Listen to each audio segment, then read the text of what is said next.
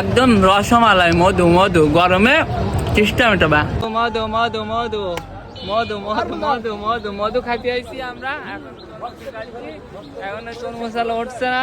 ভাই তরমুজ দাও, গরমে খুব তাপমাত্রা, এখন তরমুজ খাবো, তরমুজ খেলে শরীর ঠান্ডা হবে। কত করে?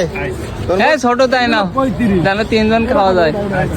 পাকা থেকে দিই না, এটা খাও কেটেও দুবানি লাল লাল টাকা বেরোট, তাহলে ওইটাই তো ভাইদের দিয়ে দিতাম। আমার তো তোর আছে লাল লাল হলে টাকা করে ওঠা। লাল মিষ্টি খেয়ে লাল একটু কোমল হলে টাটকা তরমুজ খান। মধু মধু তাড়াতাড়ি টাকা বেরোট। হ্যাঁ তোমার ছেলে তরমুজ তো খাইছো বাসি বটছা, আর আজ একটু টাটকাটা খাও। নাও পলিথনে তুলে নিয়ে যান, এটা পলিথন ধরে বলিলেন দাঁড়া ভাইপো, বলিলেন কই পলিথিন নেই এই ছোটটা নেই নিয়ে এবার বসে। মোটামুটি ভালোই লাগছে। মোটামুটি অনেক রোদ ছিল, যার কারণে তরমুজগুলো কেটে নিয়ে আমরা এক সাইডে ছায়ার দিকে আসলাম। আর এতগুলো আমরা 3 জন মিলে শেষ করতে পারছিলাম না, আমাদের পেট ফেটে যাচ্ছিল, এত খাওয়া খেয়েছিলাম।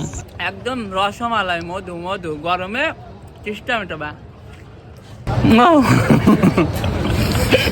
আমরা খেয়ে পাচ্ছি না, মেলা হয়ে গেছে তো, তাই এটা একজন বৃদ্ধা মহিলাকে দিয়ে দেওয়া চাইতো।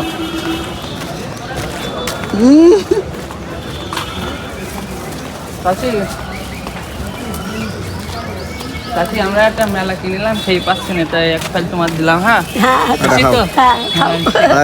এই চাচিকে সামান্য কিছু পরিমাণ খাবার দিয়ে যা মনের ভিতর ভালো লাগলো, কারণ চাচির মুখের হাসিটা কিন্তু অসাধারণ ছিল। তাই ভাই আপনাদের প্রত্যেকের উদ্দেশ্যে একটা কথাই বলতে চাই, খাবার নষ্ট না করে রাস্তার ধারে ক্ষুধার্ত মানুষদের ক্ষুধা মেটান, তাদের মুখের হাসি আপনার মনের তৃপ্তি মেটাবে।